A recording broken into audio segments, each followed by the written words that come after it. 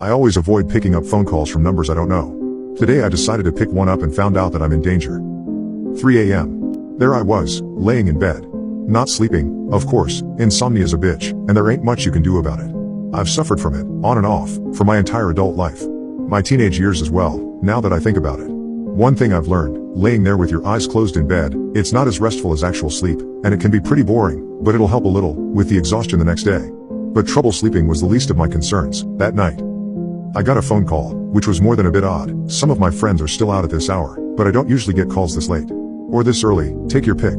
The number was unfamiliar, so I refused the call. Probably a misdial, I thought. A few moments later, it rang again, same number. I shook my head, probably one of those so-called friends, maybe they lost their phone, had to borrow another? I had no clue, but resigned, I picked up. The voice on the other end was unfamiliar. It was a woman's voice, and a particularly gentle one. With a distinct ring of urgency, she spoke, "Please, whatever you do, don't hang up. You don't know me, but I promise you, I only want to help." I was confused, but as I opened my mouth, I heard a gentle knock at my bedroom door. Fear immediately took hold, somebody was in my apartment. I started to reach for the revolver in my bedside table, but the woman spoke again. "Don't answer the door. It can't get in, if it's locked." Ignoring her, I grabbed my gun. As I stood up, she spoke again, louder, more urgently, "Don't unlock your door, please. I promise you, everything will be fine, but you absolutely mustn't let it in." The knock repeated, a bit louder this time, and I found myself hesitating. The woman on the phone breathed a sigh of relief, and my anxiety started to grow. I hadn't said anything, yet, so why was she relieved? I know it doesn't make any sense, and I know you don't have any reason to listen to me. But no matter what, I promise you that you will be okay, if you just listen to my instructions. I finally responded to her, and asked, "Who are you? What's going on?" Not the most creative line of questioning, but she answered, "I'm a friend. And, you would never believe me, I'm sorry to say. Nobody ever does.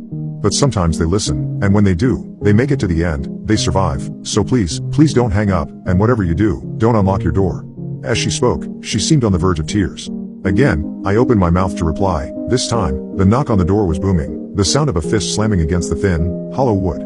I stepped back, and lifted my gun, aiming for the door. I was sweating heavily, my heart pounding in my chest, the air felt thick, and I wanted nothing more than to pull the trigger. And then, all at once, it stopped. I wasn't afraid, or even anxious. The woman on the phone, a bit less tense, said, "It's gone for now. It will come back, and when it does, you must not open the door." I started to ask another question, but she interrupted me. "You left your front door unlocked. Go unlock it now, please." I stepped warily towards my bedroom door, and hesitated for a moment before unlocking it. My apartment seemed untouched. I knew I could not have imagined the slamming on my door, but not a single thing was out of place. My initial hypothesis, that it was some sort of psychotic burglar, started to feel less plausible. The front door. The woman reminded me. I put my gun down on the coffee table in the middle of the living room, still holding the phone in my left hand, and moved towards the door. As I reached for it, I suddenly heard footsteps, fast, loud, rushing and getting closer. The woman, for the first time, shouted, "Lock it. Hurry.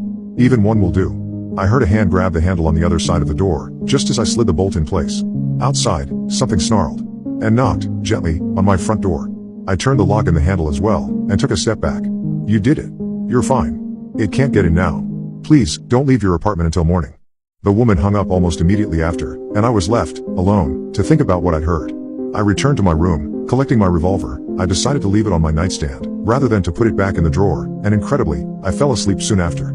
When I woke up, it was 11 a.m., my day off, fortunately, and I started to wonder if the events of the previous night were just a dream. But my revolver still sat on the bedside table.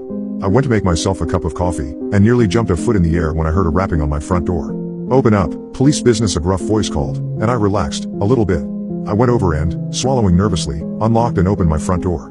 2 officers were standing in the doorway, and at least 6 more were out in the hall, questioning other neighbors. "What's going on here? Did something happen?" I asked, and the gruff officer replied, "Last night, there was a murder on your floor. We want to ask you a few questions." The questions were pretty standard, and I didn't want to make a suspect of myself, so I obliges.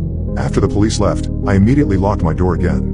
I was, to say the least, terrified. I still am. I don't know what that was, last night, but I know that if I hadn't listened to the woman on the phone, I would most likely be dead right now. It's nearly midnight, my front door is locked and bolted. Tomorrow, I might go out and buy a big-ass padlock, just to be sure.